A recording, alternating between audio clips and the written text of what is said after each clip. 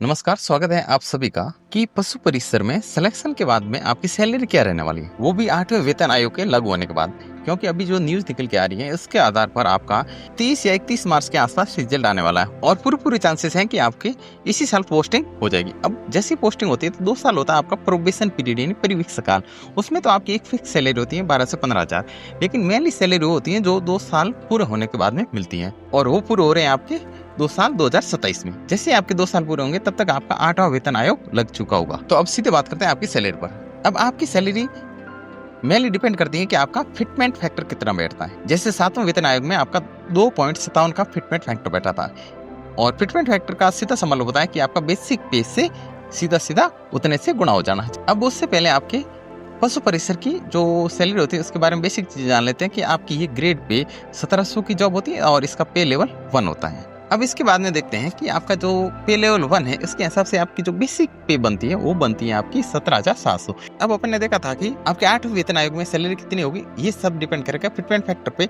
तो जो अभी बात चल रही है वो आपके 3 फिटमेंट फैक्टर की बात चल रही है। तो देख लेते हैं वो कौन कौन से संभावित तीनों फिटमेंट फैक्टर हैं।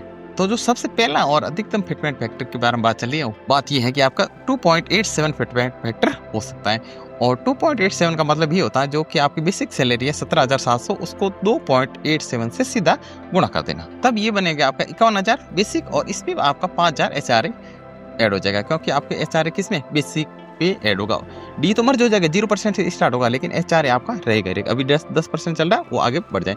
अब जो दूसरा फिटमेंट फैक्टर है वो मान लेते हैं कि आपका जो 7वें वेतन आयोग में लगा था 2.57 इतना ही रहे, तब आपकी सैलरी कितनी बनेगी, तब आपकी 45,000 तो बेसिक बन जाएगी प्लस 5,000 के समथिंग आपका क्या बन जाएगा, एचआरए बन जाएगा। क्योंकि एचआरए आपका बेसिक में मर्ज नहीं होगा, इस पे मिलेगा आपको। तो अब तीसरा और सबसे कम से कम फिटमेंट फैक्टर 2.07, इससे कम हो ही नहीं सकता है। अगर इसके हिसाब से अपन सैलरी देखें तो वो आपकी भी सैलरी बन रही है 17,700, क्योंकि ये आपका सैलरी बेसिक पे से फिटमेंट फैक्टर का गुणा होता है, गुणा 2.07 तो ये 37,600 प्लस इस हिसाब से आपका एसआरए किस पे लगेगा, बेसिक पे 8 वेतन आयोग कौन सी बन जाएगी 37,600, इस पे 4,000 आपका क्या लग जाएगा एसआरए। तो ये मिनिमम से मिनिमम आपकी पशु परिसर की सैलरी 41,000 है, 41,000 तो होगी। अब आपका इसमें प्रमोशन किस में होता है और बाकी चीजें होती है, आपको क्या कर सकते हैं इस वीडियो को लाइक करके रख सकते हैं और चैनल को सब्सक्राइब कर सकते हैं ताकि जैसे डिटेल आएगी आपको मिल जाएगी।